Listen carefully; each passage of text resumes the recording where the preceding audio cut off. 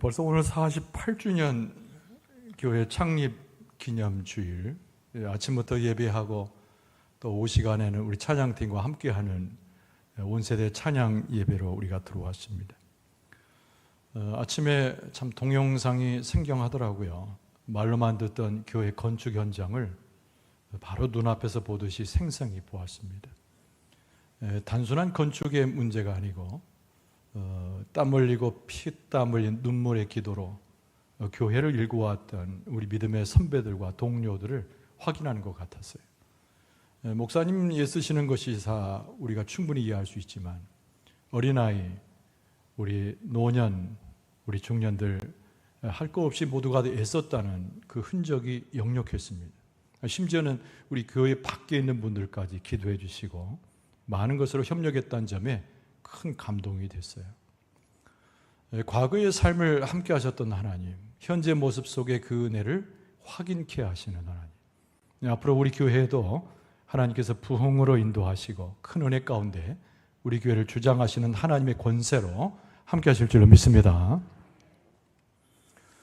오늘 같이 읽은 본문은 사도행전 4장 32절 이하의 말씀이죠. 부흥의 소망으로 일어나라 라는 제목으로 은혜를 나누고자 합니다. 이 구절 부분은 우리가 익히 아는 내용이에요. 그러나 말씀을 깊이 보면 이 말씀이 우리에게 전달해 주고 있는 하나님의 음성과 깊은 의도를 발견하게 됩니다. 사도행전은 1장에서 28장으로 구성된 책이죠. 누가가 기록했습니다. 누가복음의 후편이고 선교의 역사를 쓰고 있는 책입니다. 근데 우리가 너무나 잘 아는 대로 사도행전 1장 8절에 나와 있는 대로 작은 지역 또는 작은 무리 가운데 시작한 복음의 역사가 온 세계로 증거된다는 것이 기록된 것이 사도행전의 내용이에요. 그래서 어디서 시작합니까? 예루살렘이지요. 온 유대와 사마리아를 거쳐서 땅끝까지 간다고 하는 비전, 그것이 사도행전 전체를 통해서 보여집니다. 확장되는 교회, 이렇게 제목을 잡을 수도 있어요. 이스라엘 백성이 가나안 땅 들어갈 때는 물리적 힘과 전쟁을 수행해야 했지만은 그러나 사도행전에서 보건대 하나님의 말씀과 성령의 역사, 그리스도의 사랑이 퍼져나가는 것을 확연하게 우리는 확인할 수가 있습니다. 자, 그런데 오늘 본문의 말씀은 사도행전 전체 속에서 어디를 위치하고 있는가가 너무 중요한 거예요. 복음의 시작이기도 하고 부흥의 시작이기도 하고 처음으로 예수 그리스도를 주로 시인하는 자들이 모여서 어떤 모습을 가졌는가를 잘 보여주는 몇 절이 안 됩니다만은 소상히 일러주는 매우 중요한 구절이 오늘 본문의 말씀입니다. 이 말씀을 우리가 자세히 보고 이 말씀의 의미를 깨닫게 되면 현재를 살아가고 현재 세워져 있는 우리 교회에 성령께서 일러주시는 대로 하나님의 말씀이 메시지가 되어 우리 가운데 들어오는 것을 경험할 수 있게 됩니다. 오늘 본문의 말씀에 이 초대교회는 부흥을 시작한 교회입니다. 또 부흥의 현장 속에서 성령의 역사와 하나님의 말씀을 선포하기 시작한 거예요. 시작의 최초의 그 본문을 우리는 대하고 있는 것입니다. 자, 한두 가지로 하려고 해요. 오늘 찬양 예배이기 때문에 설교는 짧게 합니다만은 그러나 그 말씀의 내용에 있어서는 깊이 들어갈 필요 있습니다. 여러분, 첫 번째는 하나 되는 공동체라고 하는 거예요. 한번 따라서 합시다. 초대교회는 하나 되는 공동체였습니다. 오늘 본문의 말씀 32절은 이렇게 시작되죠. 믿는 무리가 한 마음과 한 뜻이 되었다라고 쓰고 있습니다. 여러분, 그들을 지칭하는 표현이 믿는 무리예요. 이 말을 대하자마자 우리의 마음 가운데는 감동이 흐릅니다. 사도행전이 주고자 하는 영적인 흥미와 영적인 도전을 우리에게 주는 낱말, 그것이 믿는 무리입니다. 여러분, 예수 그리스도께는 공생의 기간을 지정하셨어요. 그러나 수많은 사람들의 애워쌈을 당하고 억울하게 십자가에서 죽으셨습니다. 장사 지낸 바 되었지요. 그러나 예수님은 다시 부활하셨습니다. 그리고 얼마 지나지 않아서 교회가 탄생했는데 그 교회 가운데 소위 말하는 오늘 본문의 말씀에 믿는 무리들이 모였다는 겁니다. 여러분, 이것을 뭘 말합니까? 아무것도 없는 상태에서 믿는 무리가 생겨나는 부흥의 시작, 이렇게 이해해도 됩니다. 여러분, 하나님께서 일으키시는 부흥이라고 하는 것은, 제일 중요한 것은 예수 그리스도의 십자가의 복음에서 그 복음을 받아들이는 사람들의 모임 그 자체를 우리는 부흥, 이렇게 정의해 볼 수 있습니다. 매우 흥미롭기도 하고요, 매우 우리의 마음 가운데 고동치며 굉장한 자극을 줍니다. 자, 그런데 이들의 특징이 뭐예요? 오늘 본문의 말씀에 보니까 한 마음과 한 뜻이 되었다는 겁니다. 여러분, 부흥이라고 하는 주제에 맞춰보면 믿는 무리라고 하는 의미도 그것을 이야기하지만, 그들이 모였는데 한 마음이 되고 한 뜻이 되었다, 이 말씀도 주목할 필요가 있습니다. 믿는 무리들이 하나님 앞에 예배하기 위해서, 하나님을 섬기기 위해서 성령의 역사 가운데 모였는데, 그들의 영혼이, 그들의 마음이, 그들의 뜻이 하나가 되었다는 겁니다. 여러분, 인근각지에서 멀리서 온 사람들도 많이 있었습니다. 근데 그들이 가치관이 똑같아서 한 마음이 되었을까요? 아니면 그들의 고향이 같아서 한 뜻이 되었을까요? 아니면 정치적 견해라든가 사람의 생각, 사상이 같았을까요? 여러분, 그거와 아무 상관이 없습니다. 그들이 고백하는, 그 믿는 무리가 고백하는 것은 한 가지의 복음이었기 때문에 그래요. 예수 그리스도의 십자가의 복음이 그들로 하여금 믿음을 가져오게 하고 믿음의 무리를 형성하고, 오늘 말씀에서 이런 대로 한 마음과 한 뜻을 이루게 되었다는 겁니다. 이런 복음이 우리 안에 있으면, 예수 그리스도의 십자가의 사건이 우리의 중심에 서 있게 되면, 우리는 누가 말려도 우리는 한 뜻이 되고 한 마음이 되고 한 영혼이 되어서 하나님의 부흥의 역사의 불꽃을 시작하는 은혜가 되는 줄로 믿습니다. 근데 그들은 그것이 끝난 것이 아니에요. 오늘 본문의 말씀에 보니까 마음이 합해지니까 어떤 일이 벌어집니까? 오늘 37절 말씀에 아니에요. 오늘 32절 말씀에 자기 재물을 조금이라도 자기 것이라 하는 이가 하나도 없더라, 이런 말씀이에요. 이 말을 보면은 재물을 서로 나눴구나, 이렇게 생각할 수 있어요. 여러분, 그런 뜻이 아닙니다. 한 마음이 되니까, 한 뜻이 되니까, 한 영혼이 되니까, 믿는 마음이 하나로 합해지니까 네 것, 내 것을 따지지 않고 그 모습 자체가 하나님의 천국을 자연스럽게 이루어내더라. 이런 부흥하는 교회 출발은 성령의 역사에 의해서, 아까 성령의 불타는 교회 그랬잖아요, 찬송에. 성령의 불이 타가지고 하나님의 역사를 이행하는 경우는 여러분, 복음으로 믿는 자가 되고 그 안에 서로 유무상통하고 서로 나누어도 전혀 껄끄럽지 않고 한 마음 되고 한 뜻이 되고 한 영혼이 돼서 하나님 앞에 서 있는 백성들이 될 줄로 믿습니다. 여러분, 두 번째는, 여러분, 오늘 본문의 말씀에 나오는 초대교회는 권능 있는 공동체였다. 한번 따라서 합시다. 초대교회는 힘을 줘야 돼. 권능.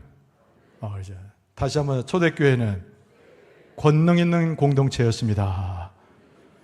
권능, 그러면 좀 힘을 줘가지고 이야기해야죠. 근데 이러면 힘이에요. 권능은 힘입니다. 근데 여기서 말씀하고 있는 권능은 도대체 어떤 의미인가? 육체적으로 운동을 많이 해서 힘 있는 것을, 그 힘을 이야기하는 것인가? 아니면 상대방을 압제할 만한 어떤 그 사람의 논리나 생각이 앞섰을까요? 그런 권능이 아닙니다. 오늘 본문의 말씀에 나오는 권능은 하나님의 말씀 복음을 전할 때의 담대함, 이걸 의미하는 거예요. 여러분, 초대교회에 모였던 사람들은 담대해졌어요. 많은 사람들의 핍박이 있었고 많은 사람들이 복음을 거절했지만은 하나님의 말씀을 전파할 때 그들은 굉장한 담대함이 있었어요. 그러니까 오늘 본문의 말씀 가운데 33절에 보면은 사도들이 큰 권능으로 주 예수의 부활을 증언했다 그랬습니다. 하나님의 말씀을 전하고 복음을 증거하고 무엇보다 예수 그리스도의 부활의 증인이 나설 때 그들의 심령과 그들의 힘과 그들의 목소리는 담대했다는 거예요. 그 담대함이 바로 권능이라는 겁니다. 여러분, 그들이 무엇을 전했다고요? 예수 그리스도의 부활을 전했다는 거예요. 모름지기 부흥하는 교회는, 모름지기 하나님 앞에 올바로 선 교회는, 하나님께 쓰이는 교회는 말씀을 전하되 자기의 생각과 우리의 습성을 전하는 교회가 아니고 예수 그리스도께서 죽으셨지만 생명의 부활로 우리 가운데 오셨음을 증언하는 교회가 부흥하는 교회가 되는 줄로 믿습니다. 여러분 오늘 본문의 말씀 33절을 보세요. 사도들이 큰 권능으로 주 예수의 부활을 증언했다라고 쓰고 있지 않습니까? 여러분 베드로는 무지막지한 사람이었어요. 아무것도 모르는 무식한 자였어요. 그런데 그가 성령으로 충만하게 되었을 때 그의 입술로 증언하는 것이 있었는데 방금 제가 말씀드린 대로 예수 그리스도의 부활을 증언한 자가 되었어요. 여러분 베드로는 혈기왕성한 사람이었습니다. 베드로는 자기가 무식한 그 모습 그대로 거친 모습을 보였어요. 그러나 사도가 된 다음에는 인간적인 거침과 사람이 가지고 있는 무식함을 벗어버리고 성령으로 충만해져 가지고 권능은 권능이로되 그리스도의 부활을 증거하는 담대함의 권능이 베드로에게 있었다는 겁니다. 여러분 사도행전 5장에 보면은 베드로의 설교가 나옵니다. 여러분 들어보세요. 너희가 나무에 달아 죽인 예수를 우리 조상의 하나님이 살리시고 이스라엘에게 회개함과 죄사함을 주시려고 그를 오른손으로 높이사 임금과 구주로 삼으셨느니라. 우리는 이 일의 증인이요 하나님이 자기에게 순종하는 사람들에게 주신 성령도 그러하니라 하더라. 할렐루야. 이게 베드로의 설교예요. 이게 베드로의 설교가 권능이 있었는데 담대함이 있었는데 베드로의 설교의 핵심은 다시 부활하신 예수 그리스도였다는 겁니다. 여러분 다른 얘기로 사람을 설복시킬 수 없어요. 사람이 가지고 있는 생각으로 그 사람을 거꾸로 들을 수 없습니다. 무엇만이 예수 그리스도의 생명의 부활만이 증거될 때 사람들이 감동도 되고 넘어질 수 있는 거예요. 그래서 오늘 본문의 말씀에 보면은 33절 하반절에 부활을 증언했더니 무리가 큰 은혜를 받았다라고 쓰고 있습니다. 부활을 증언했더니 어떠라고요? 무리가 큰 은혜를 받았더라. 할렐루야. 좀 성경을 읽으면 좀 큰 소리 아멘 좀 하세요. 할렐루야. 여담으로 하는 얘기입니다만 아멘 잘하는 분이 은혜를 받고 아멘 잘하는 교회가 부흥될 줄로 믿습니다. 이거는 제가 엉뚱한 소리 하면 아멘 절대 하지 마세요. 그냥 하나님의 말씀을 읽어드리거나 하나님의 말씀에 들어가 있는 생명의 말씀을 전하면 그냥 죽을 각오로 아멘 해야 되는 거예요. 할렐루야. 부활을 증언했더니 무지막지한 베드로도 변화되고 힘약했던 사람들이 변화되고 다른 것도 아니고 하나님의 말씀 중에 예수 그리스도를 부활로 증언했더니 많은 사람들이 큰 은혜를 받았다는 거예요. 그러니까 이 예수 그리스도의 부활을 증언했던 초대교회 그리고 사도들의 입술에서 부활이 증언되니 큰 은혜를 받았다. 여러분 은혜는 어디서 옵니까? 베드로에게서 온 것이 아니라 베드로가 증언하는 예수 그리스도의 부활이라는 설교 속에 하나님께서 모든 무리 가운데 은혜를 넣어주신 줄로 믿습니다. 부흥하는 교회, 하나님의 교회는 부활하신 예수 그리스도를 증언할 뿐만 아니라 하나님께서 붙잡아 주시고 부흥을 일으키는 교회는 하나님이 내려주신 큰 은혜로 충만한 교회가 되는 거예요. 저는 자부합니다. 저 어디 교회 목사인 줄 아세요, 여러분? 여러분 잘 아시고 여러분이 소속한 영광중앙교회 담임 목사인 줄로 믿습니다. 근데 제가 굉장히 좋아해요. 왜 제가 우리 영광중앙교회 담임 목사인 걸 좋아하냐면 여러분과 제가 만날 때마다 은혜가 있어서 그래요. 은혜가. 할렐루야. 할렐루야. 그래도 여기 좀 이상하게 생긴 사람하고 미남이라고 말해주는 사람도 있고 괜히 또 이상하게 콜록콜록거려도 목사님 찬송이 힘차서 좋아요 이런 사람도 있고 여러분은 참 관대하시고 은혜가 넘쳐나는데 하나님이 주신 은혜로 좋게 봐주신 줄로 믿습니다. 은혜는 하나님께로부터 오는 거예요. 이게 부흥하는 교회는 자꾸 예수 그리스도의 부활을 증언하는 교회일 뿐만 아니라 그 부활하는 예수 그리스도의 증언을 듣고 막 은혜가 넘쳐나는 교회가 부흥하는 교회인 거예요. 이게 하나님이 주신 은혜이기 때문에 그렇습니다. 그래서 교회는 성령의 역사 가운데 은혜가 충만한 교회가 오늘 사도행전 오늘 본문의 말씀이 시작 부분이잖아요. 4장에 나와 있는 교회의 모습처럼 부흥의 출발을 할 수 있는 자세를 갖는 것이죠. 예수님께서 말씀하시기를 성령의 오심은 성령의 행하심은 잘 모른다고 그랬어요. 그치 바람이 부는 것 같다고 그랬습니다. 여러분 우리가 성령이 오소서 그런다 성령이 오시는 것이 아니에요. 하나님의 은혜가 있는 곳에 예수 그리스도의 부활이 증언되는 곳에 여러분 성령께서 역사하셔서 그 능력으로 함께 하시는 줄로 믿습니다.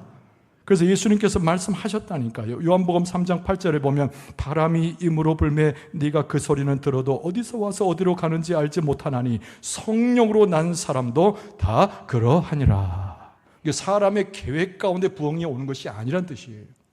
사람이 부르짖는다고 해서 성령이 찾아오는 것이 아니라 성령이 임의대로 은혜 가운데 찾아오셔서 우리는 우연이라고 생각할지 몰라도 하나님의 계획 가운데 교회에 충만한 은혜를 성령이 내리시니 그 교회가 부흥 가운데 충만하더라.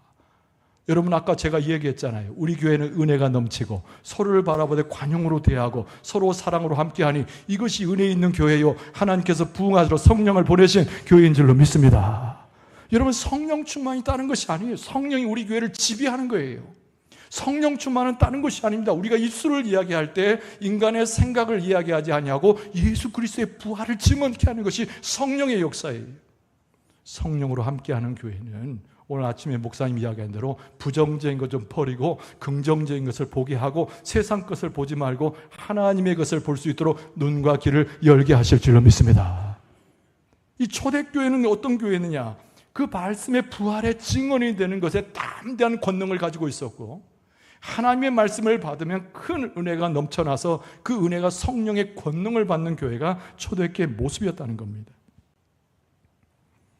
그런데 여러분, 오늘 본문의 말씀 가운데 하나의 비전이 숨겨져 있는 구절이 있어요. 오늘 마지막 부분인데 여러분 35절 하반절에 보면 그들이 각 사람의 필요를 따라 나누어 줍니다. 성경 읽을 때는 뭐라고 했어요? 할렐루야. 그들이 각 사람의 필요를 따라 나누어 줍니다. 할렐루야. 근데 이 말씀이 왜 이렇게 비범한 말씀인가? 아니, 각 필요를 따라 그냥 나누어 줬다니까요, 이렇게 생각할 수 있지 않습니까? 뭐가 좀 가져와서 남았나 보지, 이렇게 생각할 수 있는데 이 말은 굉장한 비밀에 속해요. 왜냐하면 각 사람의 필요를 따라 나눠줬다는 얘기는 이 세상에 필요한 것이 무엇이냐를 전제로 하는 것이죠. 이 세상에 돈이 필요합니까? 물질이 필요합니까? 이 세상에 명예가 필요합니까? 사람들이 길게 사는 건강이 필요합니까? 그렇지 않아요. 이 세상 가운데 가장 필요한 것은 하나님의 말씀이요, 천국의 소식이요, 예수 그리스도의 복음, 구원하시는 복음의 소식이 가장 필요한 것인 줄로 믿습니다. 그러니까 성도들이 먼저 모여가지고 영적으로 필요한 것을 공급받는 거죠. 성도들이 모여가지고 그 믿는 가운데 주를 사랑하고 고백했더니 천국의 놀라운 은혜가 그 가운데 넘쳐나는 거예요. 각자 필요한 것은 영적인 필요함인데 세상은 메말라 있는 곳 아닙니까? 세상이라고 하는 것 자체는 마치 예스겔의 골짜기에 마른 뼈들처럼 움직이는 것 세상 아닙니까? 그러니까 세상에 정말 필요한 것이 뭐예요? 예수 그리스도의 생명의 복음이고 성령의 역사이고 하나님의 말씀이고 하나님께서는 천국이 세상에 필요한 것인 줄로 믿습니다. 그러니까 부흥하는 교회는 그것을 자기들끼리 나눌 뿐만 아니라 세상에 막 나누는 거예요. 여러분, 또 제가 간증할까요? 제가 우리 교회 온 지 벌써 4년 차입니다. 깜짝 놀란 분도 계시는데 4년 차예요. 그런데 제가 항상 느끼기를 우리 성도님들이 너무 관대하다, 너무 사랑으로 품어준다, 어쩌면 그렇게 나하고 똑같이 마음이 통하냐. 할렐루야. 그 왜 그럴까요? 서로 필요를 따라 나누어주고 있기 때문에 그런 거예요. 최 목사가 뭘 필요하구나 물어보지도 않고 갖다 주시더라고요. 저 역시 기도하다 보면 성도님들이 뭐가 필요한 줄 알아. 기도해드리고 머리에 손을 얹어서 안수 기도해드리고 걱정 근심이 없는가 살피면서 같이 기도하게 되잖아요. 그러니까 4년 차 되면서 제가 느끼는 게 우리 성도님들은 서로의 필요를 물어보지도 않고도 알고 서로를 채워주는 역사가 우리 교회에 충만하구나. 할렐루야. 부흥되는 교회라기보다는 부흥이 준비된 교회인 거예요.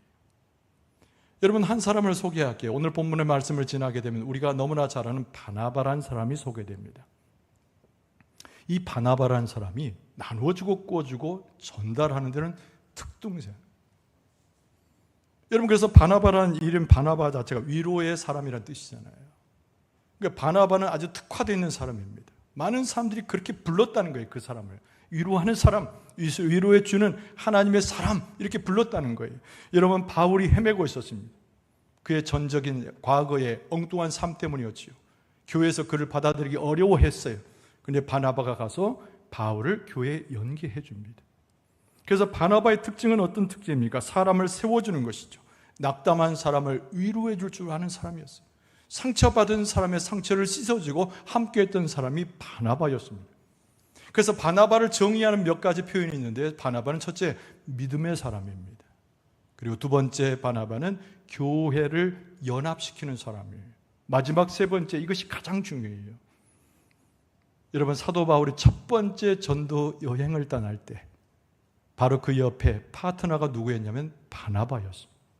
그래서 바나바는 이 그리스도의 복음이 유대의 지경에 머물르기만 하지 아니하고 안디옥 수준에 머물기만 하지 아니하고 바울과 더불어서 전 세계를 향하여 복음을 증거한 사람이 바나바입니다.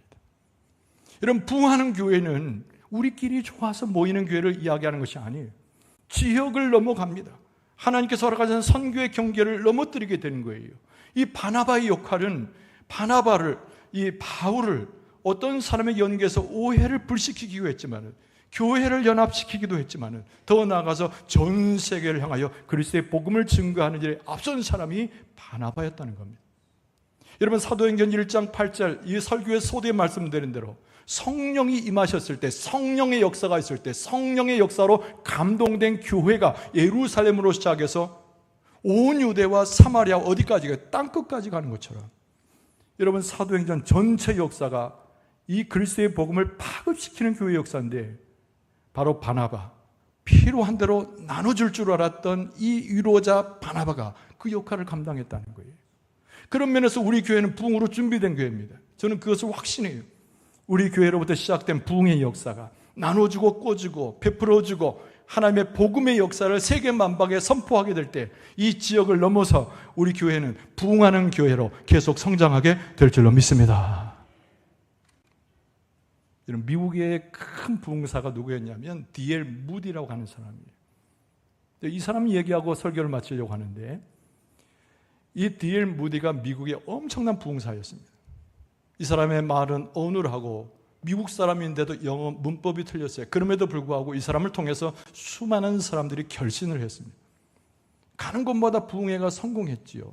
근데 이 사람이 한번 집회에 나서서 자기가 이제는 미국을 벗어나서 영국으로 갈 것을 선포하면서 이렇게 이야기를 합니다. 여러분, 제가 가는 길에 있어서 깊게 생각하세요. 깊게 생각하세요. 그리고 무디가 이런 말을 했습니다. 내가 지금 영국으로 가는 것은 한 영혼을 살리기 위해서 나는 대서양을 건너 영국으로 갑니다. 이렇게 이야기한 거예요. 여러분, 우리는 서로 함께 모인 것 자체가 얼마나 즐거운지 몰라요. 우리가 함께하는 모임 자체가 나누고 하나님의 사랑이 얼마나 풍성한지 몰라요. 그러나 우리는 이곳에만 머물러 있을 수 없는 것이죠. 한 영혼이 기다리고 있을 때, 한 영혼이 우리에게 손짓하고 있을 때 우리는 그곳을 향하여 부흥의 영역을 넓혀가게 됩니다. 여러분, 부흥으로 준비된 교회, 그것이 오늘 본문의 말씀에 나오는 초대교회였어요. 부흥으로 준비된 교회, 그것이 또한 우리 교회인 줄로 믿습니다. 연합하는 교회, 서로 함께 능력으로 부활하신 예수 그리스도를 증거하는 교회, 그리고 은혜로 풍성한 교회, 그것이 우리 교회예요. 그리고 선교의 지경을 넓혀서 영광군뿐만 아니라 영광군을 넘어서 부흥을 확장하는 교회, 그것이 우리 교회의 비전이고 하나님께서 우리 교회를 통하여 꿈꾸시는 하나님의 계획인 줄로 믿습니다. 창립 48주년 가만히 생각해 보면 오늘 목사님이 말씀하신 대로 길면 길고 짧은 짧아요. 근데 가만히 생각하면 내년 내후년에 50주년 그리고 100주년을 바라보잖아요. 여러분, 축복의 말씀을 드릴게요. 100주년 때까지 다 살아 계실 줄로 믿습니다. 그러니까 건강히 살아야지. 주의 일꾼으로 살아야 돼. 하나님의 놀라우신 은혜가 여러분에게 충만하길 바라고, 부흥으로 준비된 교회에서 하나님의 사명을 감당하여 그리스도의 부활하신 예수 그리스도를 세계 만방에 증거할 수 있는 여러분과 저의 모습 되어줄 수 있기를 주의 이름으로 축원합니다.